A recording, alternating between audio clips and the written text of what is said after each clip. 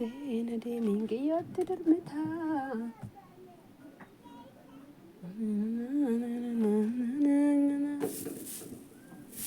Ariifattee na deemiin kiyyootti darmitaa. Dandantaan beesee eeggataa. Suutuma deemii kiyyootti darmitaa suutuma deemii. Kota biddeen nabdeen isaa jira. Biddeen ergantuu ishee guyyaa sadaffaadha. Biddeen isaa jira biddeen. Suutuma deemaa hin ariifatinaa.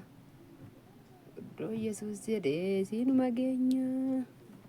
Siinuma geenya namnu gaamanatti. Faarfadhu malee tiggisti faarfadhu galateeffadhu sirbiin jettani soorii. Sinta bachiisuuf ammalee rakkoo biraatiif miidiyaanii. Ashama obboleewwan koo attam jirtu nagaa keessanii fayyaa keessanii jirtu obboleetti keessan nagaa gootii waaqayyo galanni guddaan haa ta'u. Baga jiraatanii warreen mana keenyaaf addisii taatanii akkuma beekamoo ta'e sabskraayibii godhaa yuutuubii keenya koomentii keessan gaggaarii sana nu barreessa ni daawwannaa warri jetta warri nu laaluu barbaadanii koomentii keessan sana nu barreessaa isin jaallanna. Waaqayyo isin haa eebbisuu jiraadha isiniin jedha. Biddeen kana ho'isaa jira. Istime qo'aa bahin deebi'a. Haati mucaa argina lafaa jettee haati keenya. Warreen mana keenyaaf addisii taatan sabskraayibii godhaa. Warreen biddeen ho'isuu tarii akkamitti ho'ifama amma naa biyya jiru hin beeknu. Attamitti ho'ifamaa jettan immoo akkanatti ho'ifama biddeeni. Yeroo irraa fuudhamus akkanumatti irraa fuudhama ilaaluu dandeessu. Warri ilaaluu barbaadan isin fayyada maaliifi hundi keenya waan beeknu waan ta'eef halisatoon biyya Addis Ababaa kanan dhufiin hin beekun ture yeroon biyya jiru jechuudha. Ergan dhufee garuu nan baree jechuudha. Attamitti biddeen ho'aadeen kolfannaa akkanatti ho'ifama biddeen guyyaa 3 erga ta'e jechuudha. Akkanatti irra kaa'ame irraa fuudhama. Kanaafiyyuu warri ilaaluu barbaadan ilaala warri immoo maal faca'een kun maal nutti agarsiifti. Ofishiitii ija qabattee haa nyaattu ofishiitii ija qabattee ilaaluu dhiiftee ija qabattee nutti agarsiisuu nuuf kanarraa maal barannaa miti ofiyyuu ija qabattu hin ilaalu warri jettan dhiisuu dandeessu. Kunis hanganaa ho'isuudha. Ilaaluu dhiisuu dandeessu namni isin cannaqu hin jiru. Warreen immoo hin beekne yoo jiraatan kun akkanatti toon ciccitiin biddeen akka ho'isuu hin dandeenye isiniin jedha. Warri mana keenyaaf addisii taatan akkuma beekamoo ta'e sabskraayibii nu godhaa isiniin jenna isin jaallanna isin kabajna. Waaqayyo isin haa eebbisuu barri keessan jireenyi keessan haa eebbifamu. Obboleettiin keessan nagaa kooti galata waaqayyo. Ayyaannis nagaadhaan anis maatiin koos gooftaadhaaf ulfinni haa ta'u nagaadhaan darbeetu jira. Ayyaanni ni caalu anaaf akkuma dura dubbadhe gooftaa qabaachuu koo fi lubbuun koo fayyaan koo jiraachuu isaati. Ayyaana caalu anaaf kanadha. Meestaalii naam jechuu didee harka tokko waan natti ta'eef shiroodha kun qimamamitti godheen barbareellee itti darbadheen anaayyuu miti daaskisee dhugaa darbachuu fi ollaa koo duriitu naa daaskisee magaalaa qaalitti biteetti kenneetan jechuudha. Isaantu naa daaskise akkuma isinii ergama naallee namni biraa naa ergama kun shiroodha. Shiroo warri barbaadanis kunootti warri waxii shiroo barbaadanis hindaaqqoo dhiiftanii kunootti warri barbaree dhabdanis kunootti barbaree warreen barbaree dhabdan hunda miti innaa isiniin jedhu jechicha deebisuudhaaf osoo hin taane ani itti agarsiisuudhaaf anani malee isheedhaa deebisuun dhufne yookaan isaa deebisuun maaliif maafi taa'im maafi faayidaa arrabsuus hin dhufne barbareen hin jira kunoo waxii shiroo hojjette moo tiggisti waxii hindaaqqoo hojjette diimaa miti soorii warri qoomna garaanis yala addaati tiggisti jettanii gasti kikkil sirrii keessan jettaniittu sin maftii qabdu jechuun waan gaarii dubbattan warri immoo ija qabadhuu nu agarsiisuu nu haafuu nu irraa maal barannaa miti atuu ija qabadhuu nyaadhu jettan immoo jettee barreessite obboleettiin jette suni waaqayyo sun haa eebbisu namoonni baay'een jalaan deebistaniittuu fi kan amma isheedhaa deebisuun barbaanne itti agarsiisuun dhufeedha barbaree kiiloon 2 laara toorraan tuqamiin jira barbareen kun. Ishee habiibti.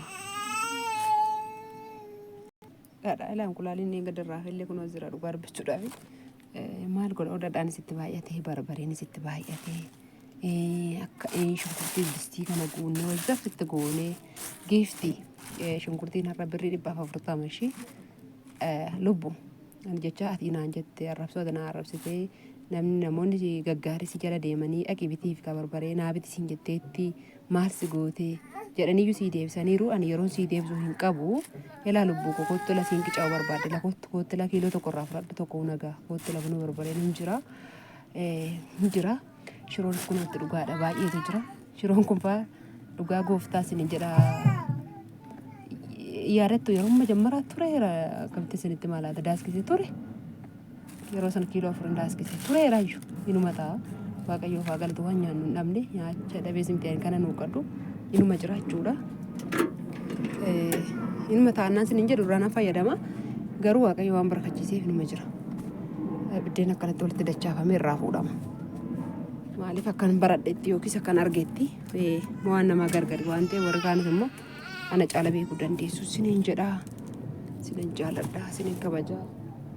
Waaqayyo lafa jirtanitti sinaa eegu wallaan keessa sinaa eegu garbeeliin keessa mikaaliin keessa sinaa eegu waan hundumaa caala immoo uumaan keessa sinaa eegu waaqayyo uumaatti nama waan ta'eef inni sinaa eegu siffaanaa ta'u lafa jirtanitti ammina sin keessaa buqqisu.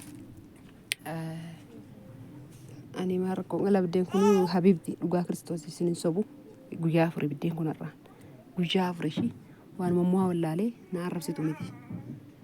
Dhugaa waaqayyooti guyyaa 4 biddeen gar guyyaa 3 aseerisaa kaleessa na hammejanne ela guyyaa 4 biddeen kun sii galee lubbu waan inni asii arrabsiisu hin jiru dhiqachuus uffachuus toshachuus wallaalee ani akkuma namaa hudduus dhiqadhee bareechetan dhagnas dhiqadheen hojjetadhu guyyaa 4 biddeen kana fakkaata ta'e dhugaa waaqayyooti gaafa lammaffaan toshee biddeen kan gaafa gabaa daandoo hojii yookaan hixa lamaanii jettan sana hixa bal'aa jettan sana. Nakas fakkaata sinin jedha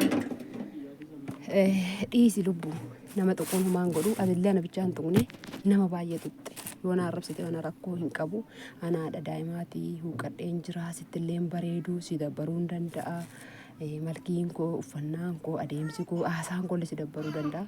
Dhiisi na arrabsuu keerra darbiitii ilaaliin koo viidiyocha ilaaliin darbiitii dhugaa siin jedha kan warra appaartamaa keessa jiranii fooqiin isaanii biiffeen isaanii qomsaaxiniin isaanii manyitaan isaanii mul'atu ilaali dhaqiifi ashi lubbu dhaqi ilaali isaan dhaqi ilaala warra soofaan isaanii mul'atu. Yoo kanaachi immoo viidiyoo koo barreen gaddaa dhaqiitii ilaali maalam akkam fakkaatu barreen gaddaa maal fadhee akkan jiru manni koo maal akka fakkaatu soofaan koo maal akka fakkaatu dhaqi ilaali barreen gaddaa duubatti deebiitii waggaa lamaafaas gaadhuftuu hojjedhaa dhaqi ilaali siin jedhaa. Waaqayyo dimee kee adeeressu onoo sin arrabsu waan takkatti siin hin jedhu barbaree soonitti naqee garmalee itti naqee garaa nama kaasa guccoo maal taate homaa namaan godhu garaa nama kaasa malee kun waan nan qabaa waaqayyo arraba kee haa eebbisu ani nan qaba naafsi hin bitiini na sin arrabsiini atis mana namaatti naftu siin jedha.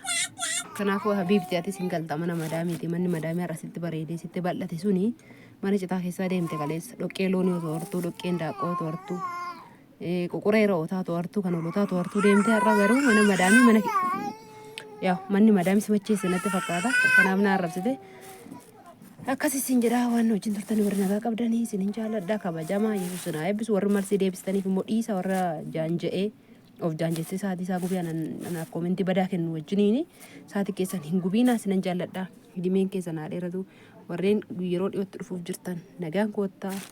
Mucaan koo naa jabaateera anis baay'isin fuudhuu nan danda'a wanni isin nyaattan wanni isin dhugdan hin dhabamne ana biraa Yesuusiif ulfinni haa ta'u allaan keessa naa kabajamu uteela hin naqiina uteela sin buliina amma warra keessa sin bira gaanitti na bira dhufuu hin dandeessu. I love you so much. Ciao.